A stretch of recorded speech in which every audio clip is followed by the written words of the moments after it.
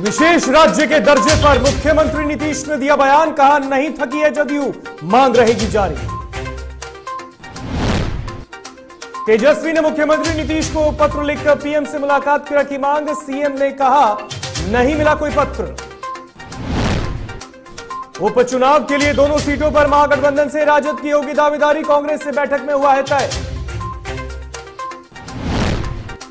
पंचायत चुनाव के दूसरे चरण में 55% वोटिंग के साथ शांतिपूर्ण रहा मतदान, 166 अराजक तत्वों की गिरफ्तारी।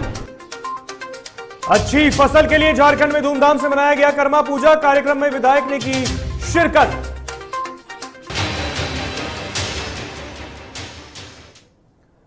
नमस्कार, आप देख रहे हैं एडीटीवी भारत और मैं हूं आपके साथ ऋतिक। खबरें विस्तार से। बिहार में जातीय जनगणना और बिहार को विशेष राज्य का दर्जा एक बार फिर से सियासी गलियारे में मुद्दा बन गया है। इसको लेकर राजनीतिक पार्टियां एक दूसरे के सामने हैं, तो वहीं एनडीए में दरार भी दिख रही है। हालांकि इस मुद्दे को लेकर अब मुख्यमंत्री नीतीश कुमार ने चुप्पी तोड़ दी है। इस दौरान मुख्यमंत्री ने कहा है कि बिहार को विशेष राज्य का दर्जा देना केंद्र का अधिकार है और इस पर हमारी मांग जारी रहेगी। सरकार का निर्णय है, केंद्र सरकार निर्णय करती है, लेकिन हर राज्य को जहाँ कहीं से गरीबी है तो उसको सहायता देने का है, तो करने की बात है। मांग अभी जारी आप तो जानते हैं, इसके लिए कमेटी भी बनी जब कांग्रेस का शासन था तब भी, लेकिन उसके बाद भी उन लोगों ने कोई निर्णय नहीं लिया। तो अभी तो इसके बाद का जो कमीशन का रिपोर्ट आया था 14वें का, तो उसके बारे में कहा गया कि उसमें नहीं कुछ कहा गया। तो अब जो कुछ भी केंद्र को करना है वो तो निर्णय लेना उनका काम, लेकिन हम लोग तो शुरू से जो राज्य है उसका विकास होना चाहिए। और इधर जातीय जनगणना को लेकर बिहार के पूर्व उप मुख्यमंत्री और बीजेपी के राज्यसभा सांसद सुशील मोदी ने जातीय जनगणना को लेकर बयान दिया है। सुशील मोदी ने कहा कि जातिगत जनगणना केंद्र से अब संभव नहीं है, राज्य सरकार अपने पैसे से इसे करवा सकती है। देखिए, हम लोगों ने पहले भी कहा है कि केंद्र की सरकार ने जो सुप्रीम कोर्ट में एफिडेविट फाइल किया है वो कहा यह है कि यह व्यवहारिक नहीं कि केंद्र की सरकार इसको कराए, क्योंकि इस बार की जनगणना ये हैंड हेल्ड डिवाइस या डिजिटल तरीके से होने वाली है और जनगणना की पूरी तैयारी 3 साल पहले प्रारंभ हो जाती है। इसका मैनुअल छप चुका है, इसका जो टाइम टेबल है वो बन चुका है, ट्रेनिंग का काम प्रारंभ हो चुका है और फिर पूरे देश के अंदर जो पिछड़ी जातियां हैं, जब 2011 में आर्थिक जातीय जनगणना की गई थी तो 46 लाख जातियों की सूची मिली। 46 लाख, जबकि इस देश में मुश्किल से 7-8 हजार जातियां होंगी। इसलिए केंद्र ने कहा कि जनगणना की पूरी तैयारी हो चुकी है और इस अंतिम समय में और पिछड़े वर्गों की जनगणना करना केंद्र सरकार के लिए संभव नहीं है। हाँ, लेकिन अगर कोई राज्य करना चाहे तो करा सकता है। और नेता प्रतिपक्ष तेजस्वी यादव ने एक बार फिर से मुख्यमंत्री नीतीश कुमार को पत्र लिखा है और इस बार उन्होंने बिहार में बाढ़ की विभीषिका और केंद्र सरकार की बेरुखी को लेकर मुख्यमंत्री के नेतृत्व में एक सर्वदलीय प्रतिनिधिमंडल लेकर प्रधानमंत्री नरेंद्र मोदी से मुलाकात की बात कही है। तेजस्वी यादव ने मुख्यमंत्री नीतीश कुमार को लिखा है कि बिहार देश का एक ऐसा राज्य है जो हर साल बाढ़ की भयानक विभीषिका के साथ साथ सुखाड़ की गंभीर समस्याओं को भी झेलता है, लेकिन बाढ़ की समस्या के समाधान के लिए केंद्र और राज्य सरकार द्वारा सिर्फ घोषणाएं की जाती है, समस्या का समाधान नहीं हो रहा।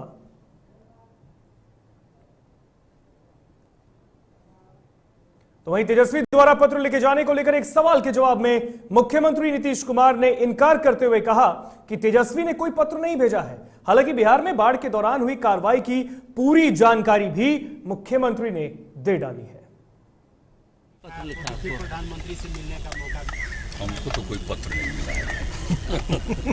अब बाढ़ के लिए जितना काम हुआ है बिहार में, ये कहने वाली बात है। और कब से कर रहे हैं बोलिए? जब से बिहार के लोगों ने हम लोगों को काम करने का मौका दिया है तब से ये समूचा फ्लड का, ड्राउट का, सबको कब से देख रहे हैं। आपदा को मालूम है, जो सबसे पहले हुआ था 2007 में, तो कितना काम किया गया था और उस समय से हम लोग रूल बना करके, नियम बना करके किस तरह से करते हैं। और इस बार देख रहे हैं हम लोग खुद ही कितनी जगह पर गए और पूरा का पूरा समीक्षा करने के बाद जो सब जगह के जिलों के प्रभारी मंत्री जी हैं उनका भी कार्यक्रम कराया गया कि वहाँ जा करके लोगों से एक एक बात और पूछ लीजिए कि कहीं कोई चीज़ मिस नहीं करे। तो एक एक काम कर लिया गया। यहाँ पर तो कोई भी प्रभावित व्यक्ति मिस नहीं करेगा। बिहार विधान परिषद में मुख्यमंत्री नीतीश कुमार के नेतृत्व में स्वामी दयानंद लोकार्पण सभा का आयोजन किया गया, जहां कार्यक्रम के दौरान नवनिर्वाचित विधान पार्षद रोजीना नाजिश के शपथ ग्रहण दिलाया गया। और इस दौरान मुख्यमंत्री ने मीडिया से बातचीत में बताया कि अक्टूबर में बिहार विधानसभा के 100 साल पूरे हो रहे हैं। इसमें शताब्दी वर्ष में शामिल होने के लिए मुख्य अतिथि के रूप में देश के राष्ट्रपति रामनाथ कोविंद आने वाले हैं, जिसको लेकर विशेष रूप से तैयारियां की जा रही हैं। इसके लिए कार्यक्रम की शुरुआत इस साल के प्रारंभ से ही फरवरी से हुई है। अब उसी में हम लोगों के यहाँ आमंत्रित किया गया है आदरणीय राष्ट्रपति जी को। अब वो आने वाले हैं। 21 तारीख को उनका कार्यक्रम है, 20 को आएंगे, 21 तारीख को कार्यक्रम है। तो उस कार्यक्रम में वो पूरे तौर पर जिस तरह से आगे बढ़ा है और कैसे बिहार को एक अलग से राज्य का दर्जा मिला और उसके बाद हुआ, आप तो जानते ही, हम लोग मनाते भी। आरजेडी के राष्ट्रीय महासचिव श्याम रजक ने कांग्रेस के बिहार प्रभारी भक्त चरण दास से मुलाकात की है। माना जा रहा है कि दोनों के बीच विधानसभा की 2 सीटों के लिए होने वाले उपचुनाव को लेकर चर्चा हुई है, जिसमें यह तय हुआ है कि आरजेडी दोनों सीटों मुंगेर के तारापुर और दरभंगा के कुशेश्वर स्थान सीटों पर दावा कर रही है, वो भी जीत का। जबकि कांग्रेस कुशेश्वर स्थान से चुनाव लड़ना चाहती थी, लेकिन लालू प्रसाद यादव से मुलाकात के बाद श्याम रजक ने आरजेडी से दोनों सीटों पर तैयारी करने की बात कही है। साथ ही जानकारी यह भी मिली है कि इन दोनों सीटों पर चिराग पासवान महागठबंधन को सहयोग करने वाले हैं।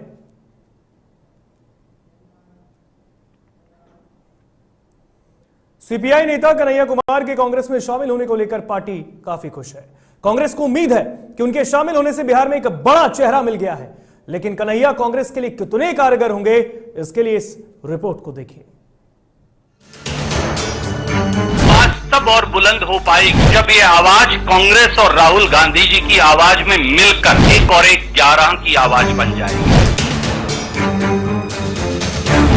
कांग्रेस एक्सपायरी मेडिसिन है।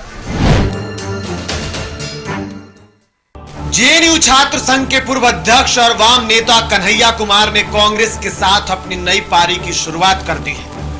इस मौके पर बिहार कांग्रेस के प्रभारी और अध्यक्ष मौजूद थे। अब यहां से कांग्रेस को एक उम्मीद दिख रही है। कांग्रेस को लग रहा है कि बिहार में एक कद्दावर और पीएम मोदी पर हमला करने वाला नेता मिल गया है। दोनों के दोनों हमारे लिए, कांग्रेस पार्टी के लिए और देश के लिए एक बहुत बड़ा योगदान करेंगे। स्वागत करता हूं कांग्रेस पार्टी में, और बिहार की धरती पर कन्हैया जी के लिए बहुत बड़ा संघर्ष इंतजार कर रहा है। हमारे इन साथियों को ये लगा कि ये आवाज तब और बुलंद हो पाएगी जब ये आवाज कांग्रेस और राहुल गांधी जी की आवाज में मिलकर एक और एक 11 की आवाज बन जाएगी। असल में कांग्रेस की बड़ी चिंता बिहार में भाजपा का बढ़ता कद है। पिछले कुछ सालों में बिहार में भाजपा ने विधानसभा चुनाव में अपनी ताकत मजबूत की है, जबकि कांग्रेस इस दौर में पिछड़ती चली जा रही है। साल 2015 के विधानसभा चुनाव में 27 सीट लाने वाली कांग्रेस 2020 में घटकर 19 रह गई। वहीं भाजपा की सीटें 55 से बढ़कर 74 पर पहुंच गई। वहीं बीजेपी कन्हैया को गंभीरता से लेती नहीं दिख रही है। नहीं, कांग्रेस एक्सपायरी मेडिसिन है, जिसको जनता ने नकार चुका है। एक्सपायरी मेडिसिन जो खाता है उसका वही हश्र होता है, आप तो जानते हैं। और जिस नेता की आप बात करते हैं उनको भी जनता नकारी हुई है।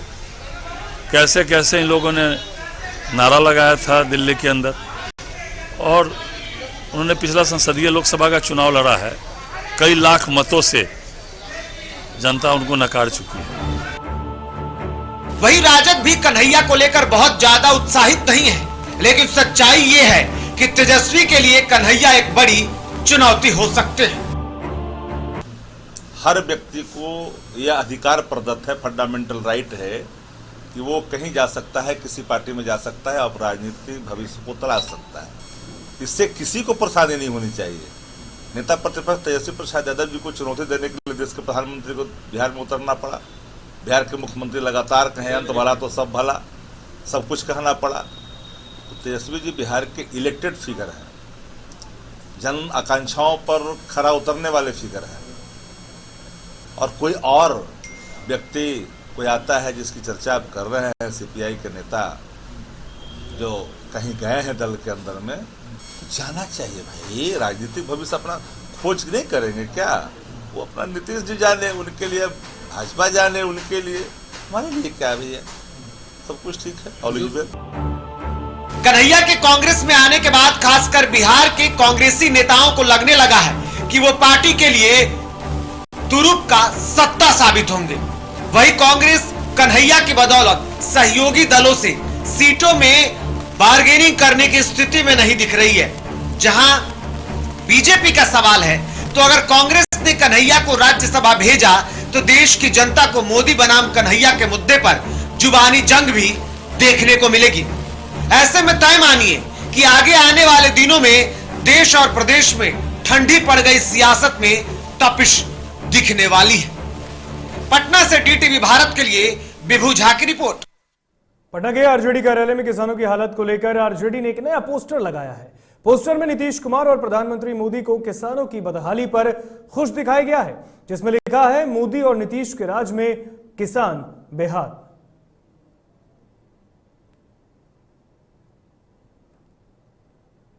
कला संस्कृति प्रकोष्ठ राष्ट्रीय जनता दल की बिहार की इकाई है जी। उसने ये 3 काले कानून के कृषि कानून के बाद जो किसान कहीं न कहीं दुखी है, वो बेचैन है, वो करा रहा है, इन समस्याओं का हल ढूंढना चाहता है कानून वापस हो। लेकिन किसानों के दुख पर मुस्कुराता हुआ चेहरा जो देश के प्रधानमंत्री जी का है, बिहार के मुख्यमंत्री जी का है, उसके दुखते हुए नब्ज पर एक प्रहार। और यहाँ रुकेंगे एक छोटे से ब्रेक के लिए, कहीं मत जाइएगा, जल्द हाजिर होंगे।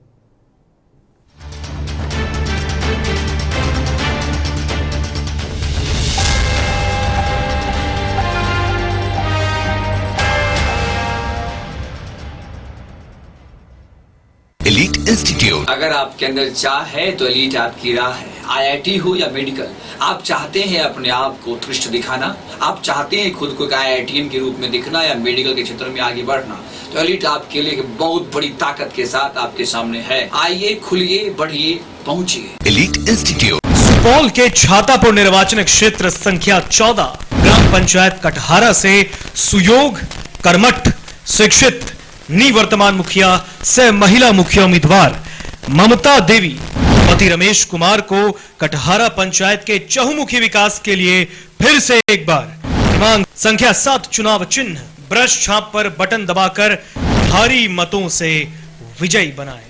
विकास किया है, विकास करेंगे।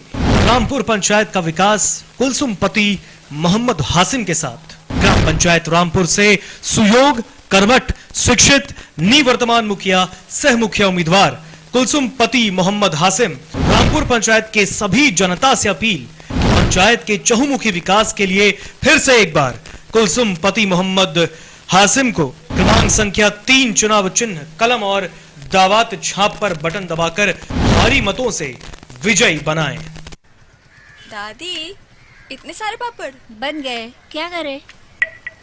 कच्चा पापड़, पक्का पापड़, एक्स्ट्रा पापड़, इंस्टा पापड़, कक्कर दादी के छत का पापड़ विद ऑनलाइन प्रेजेंस बन गया धाकड़। फोन पे करके ऑर्डर ही ऑर्डर, सब वाह हो गए इसको खाकर। कच्चा पापड़, पक्का पापड़, चंडीगढ़ टू चेन्नई बढ़िया सापड़। कच्चा पापड़, पक्का पापड़, एक्स्ट्रा पापड़, इंस्टा पापड़। बिजनेस बढ़ाओ इंडिया के फास्टेस्ट 4G के साथ। स्पीड से बढ़ो विद वी गिगानेट। घर चाहिए, मकान चाहिए कि चाहिए दुकान, या फिर चाहिए जमीन जायदाद, वो भी बिना ब्रोकर, बिना कमीशन के, 100% लीगल। अधिक जानकारी के लिए देखिए हमारा खास कार्यक्रम बिल्डिंग बाजार।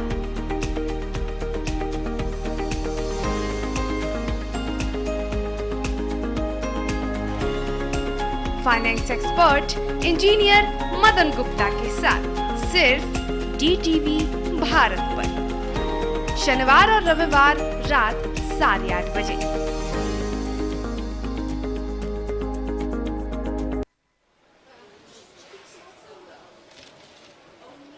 और ये रहा आपका बर्थडे गिफ्ट। पापा, बेटा ये कैसा है? ये दुनिया क्यों न समझे, मेरी दुनिया बदल गई।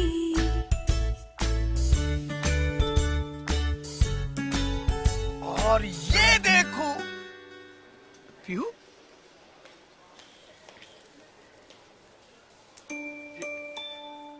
पीहू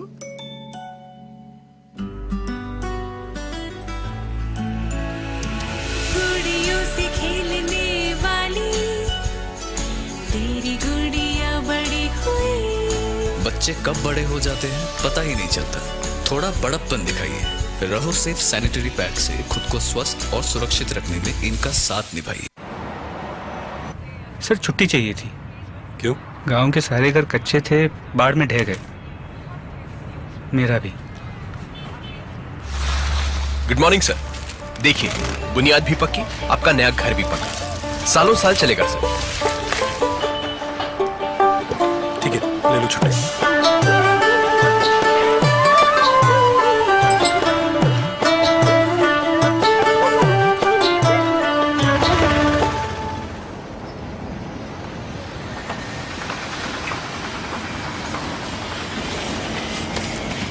लो हो गया घर पक्का, छुट्टी कैंसिल।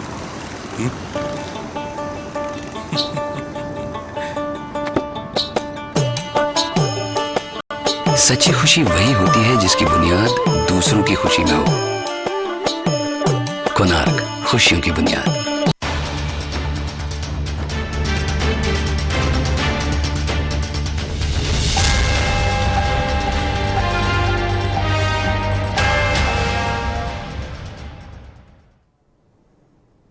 ब्रेक के बाद एक बार फिर स्वागत आपका डीटीवी भारत में। बढ़ते हैं खबरों में आगे। पटना विश्वविद्यालय में छात्रों ने अपनी मांग को लेकर कुलपति का घेराव किया है। उनकी मांग है कि पीयू में समय पर परीक्षा नहीं हो रही है, जिससे उनका भविष्य अधर में लटकता है। इन तमाम चीजों को लेकर कुलपति का घेराव किया गया।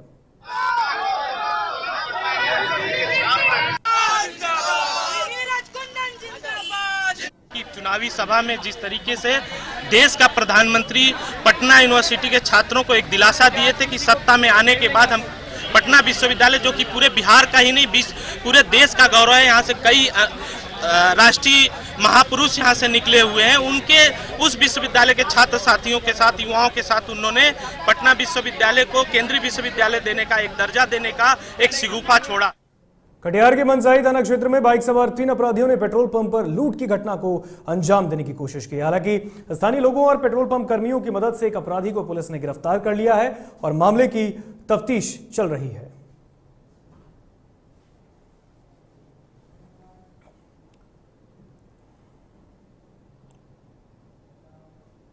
बिहार के सुपौल में एक नाबालिग छात्र को लात घूंसे से पिटाई करते हुए एक शिक्षक का वीडियो तेजी से वायरल हो रहा है। यह वीडियो जानकारी के मुताबिक वीरपुर थाना इलाके का बताया जा रहा है, जिसमें एक निजी स्कूल के टीचर द्वारा छात्र को साइकिल चोर समझकर बेरहमी से पीटा गया है। इसका लाइव वीडियो सोशल मीडिया पर भी वायरल हुआ। हालांकि इस वीडियो की डीटीवी भारत पुष्टि नहीं करता।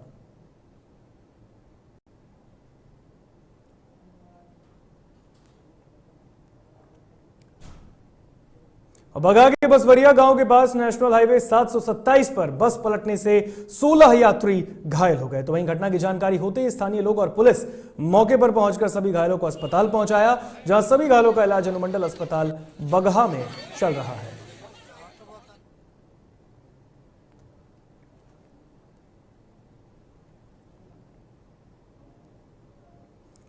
मुजफ्फरपुर के सदर थाना इलाके में गैस सिलेंडर में विस्फोट से एक मकान में आग लग गई है। आग में घर का सामान जलकर खाक हो गया। जानकारी के मुताबिक गोबर सही डुमरी इलाके के रामचंद्र राय के मकान में यह हादसा हुआ है। घटना की सूचना पाकर टाउन डीएसपी और अग्निशमन विभाग के अधिकारी मौके पर पहुंचे और आग पर काफी मशक्कत के बाद काबू पाया गया। क्या लग रहा है? घटना अभी देख रहे हैं कि यहाँ पे एक घर है रामचंद्र राय जी का, और इनका एक रेंटर रहता था नीचे में, वो दूध का बिजनेस करता है या कुछ करता था। एक रूम में रहता था वो, और गैस सिलेंडर का वो चाय बना रहा था। चाय बनाने के क्रम में अचानक उसका कहीं से आग लग गया, पकड़ गया, पूरे आसपास के घर में वो सामान में पकड़ गया। काफ़ी देर के बाद मतलब निकल गया घर से। यहाँ निकलने के बाद काफ़ी देर के बाद ये जब हमारी टीम आई, पानी दिया, तब तक जाके आधा घंटा पौने घंटा के बाद जो है एक गैस सिलेंडर विस्फोट हुआ। और बिहार में पंचायत चुनाव के दूसरे चरण के लिए हुए मतदान की प्रक्रिया खत्म हो गई। राज्य निर्वाचन आयोग के मुताबिक दूसरे चरण के लिए तकरीबन 55.02% मतदान हुआ, यानी कि तकरीबन 55% के आसपास मतदान हुआ है। हालांकि कई जगहों पर देर रात तक वोटिंग होने की भी जानकारी है। आपको बता दें कि 34 जिलों के 48 प्रखंडों में हुए मतदान में पुरुषों की संख्या 46.2% रही, तो वहीं 60% महिलाओं ने मतदान में हिस्सा लिया, यानी कि महिला इसमें भी आगे निकली है। राज्य निर्वाचन आयोग ने प्रेस कॉन्फ्रेंस कर जानकारी दी और मतदान के दौरान कुल 166 लोगों की गिरफ्तारी हुई है, जबकि एक प्रिजाइडिंग अफसर की गड़बड़ी की शिकायत मिलने से अररिया के बूथ संख्या 101 पर शो कॉज नोटिस जारी किया गया है। तो वहीं 72 कंप्लेन आयोग में दर्ज किया गया है, जिसमें 55 ईवीएम की खराबी रही।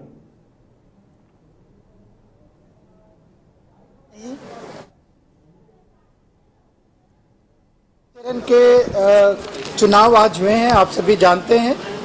इसमें 34 जिले थे जिसमें चुनाव हुआ और कुल प्रखंडों की संख्या 48 थी और कुल पंचायतों की संख्या 692, 55.02%। लेकिन अभी भी मेल 46.02 और फीमेल 60.52। जैसा कि आप सभी जानते हैं कि लोकल लेवल गवर्नेंस की जो पंचायत चुनाव होती है बहुत ज़्यादा इंटेंसिटी होती है। हर गांव-गांव में प्रतिस्पर्धा रहती है, हर वार्ड में प्रतिस्पर्धा रहती है। तो इसके बावजूद चुनाव इतने शांतिपूर्ण ढंग से कहीं भी किसी तरह की कोई वारदात नहीं और इस तरीके से चुनाव संपन्न हुआ है, तो ये एक बहुत ही पॉजिटिव है। तो दिस इज जो बेसिक हमने आपको बताया। और आज जो गिरफ्तारियां हुई है लगभग 3 बजे तक की हमारे पास रिपोर्ट है, जो लगभग 166 गिरफ्तारियां की गई है। प्रिजाइडिंग अफसर को हटा दिया गया, उन पे एफआईआर किया गया है। That was in Buxar, booth number 101 Rajpur, booth number 87 Araria का। वहाँ पे पंच और सरपंच के जो बैलेट पेपर थे वो किसी कारण से उनके ड्यूटी में ओमिशन के कारण गैर जिम्मेदाराना ढंग से वो कहीं डिस्प्लेस हो गया। तो वहाँ पे हम लोगों को पोल एडजॉर्न करना पड़ा पंच और सरपंच का, और उसका हम लोग रीपोल करेंगे। बिहार में त्रिस्तरीय पंचायत चुनाव के दूसरे चरण को लेकर जहां राज्य निर्वाचन आयोग ने शांतिपूर्ण चुनाव संपन्न कराने का दावा किया है, हालांकि कई जगहों पर मतदान के दौरान गड़बड़ी भी देखने को मिली। तो मतदान के दौरान कटिहार में बायोमेट्रिक सिस्टम के इस्तेमाल मतदान की प्रक्रिया में हो रही देरी से लोगों में नाराजगी भी हुई, शिकायत भी दर्ज की गई। तो मोतिहारी में बूथ संख्या 48 पर बोगस वोटिंग रोकने के दौरान दबंगों ने एसआई को भी पीटा। तो वहीं मुंगेर के टेटिया पंचायत में बूथ नंबर 17 पर वोट को लेकर दो पक्ष आपस में भिड़ गए। दोनों तरफ से जमकर पथराव हुआ, जिसमें 6 लोग जख्मी हुए।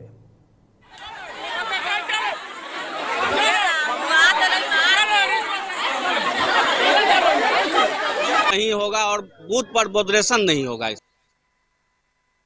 जी, सुविधा का तो बहुत अभाव है सर, फिर भी हम लोग प्रयास से अपने से जहां तक हुआ संभव मतदान प्रक्रिया को प्रारंभ करने में कम संसाधन में अच्छी बेहतर हम सेवा दे रहे हैं। बायोमेट्रिक के लिए तो कुछ तकनीकी परेशानियां हैं। देखिए, बायोमेट्रिक का जहां तक है समस्या सर, ये तो नई चीज है, थोड़ा सा इसमें तो समय लगेगा ही। सबका आइडेंटिटी प्रूव हो रहा है बायोमेट्रिक से, और ये इससे जो है बोकस मतदान संभवतः नहीं होगा और बूथ पर मॉडरेशन। प्रखंड का ये 17 नंबर बूथ है, छोटकी खरुई का, और यहाँ पर हम लोगों को ये सूचना मिली है कि यहाँ जो मजिस्ट्रेट और फोर्स जो मतदान केंद्र के पास थे कि दो पक्ष आपस में लड़ रहे हैं, उनके बीच में पथराव हो रहा है और इस क्रम में कुछ लोग जख्मी। बेगूसराय में जिलाधिकारी और एसपी ने भगवानपुर प्रखंड का दौरा कर बूथों का निरीक्षण किया। इस दौरान महेशपुर पंचायत में एक बूथ से कुछ दूरी पर भोज कार्यक्रम चल रहा था, तभी अचानक डीएम एसपी वहां पहुंचे, जहां एक प्रत्याशी सहित 5 लोगों को हिरासत में लिया गया है। डीएम एसपी का काफिला देख कुछ जगहों पर बूथ के आसपास जमघट लगाए लोगों ने भगदड़ भी मच गई।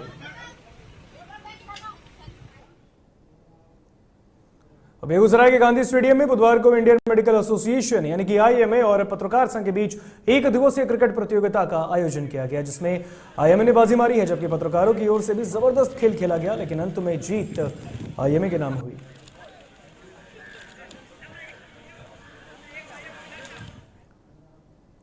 पूर्वी सिंहभूम के मुसाबनी माइंस कॉलेज में धूमधाम से कर्मा पूजा मनाया गया। इस मौके पर घाटशिला विधायक रामदास सोरेन उपस्थित रहे। कर्मा पूजा के बारे में विधायक रामदास ने कहा कि अच्छी फसल के लिए कर्मा पूजा की जाती है, खेत में लगाने पर अच्छी फसल होती है। विधायक ने इंटर के छात्र छात्राओं के लिए ड्रेस देने की भी इस दौरान घोषणा की।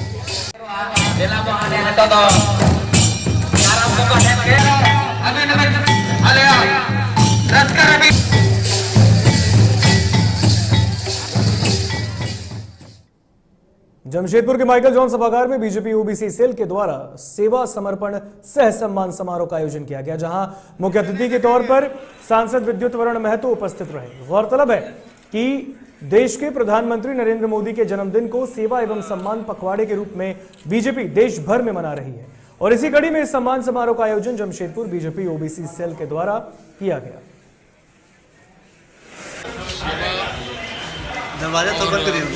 सम्मान और समर्पण के इस कार्यक्रम में हमारे यशस्वी प्रधानमंत्री भाई नरेंद्र मोदी जी का 20वां साल 13 साल करीब उन्होंने मुख्यमंत्री रूप में गुजरात की विकास की नई शुरुआत की और 7 साल इस देश की सेवा में राष्ट्र सेवा में अद्वितीय सेवा भाव देकर उन्होंने एक नया इतिहास रचा। 20 दिन लगातार पार्टी द्वारा कार्यक्रम चल रहा है, सेवा ही समर्पण।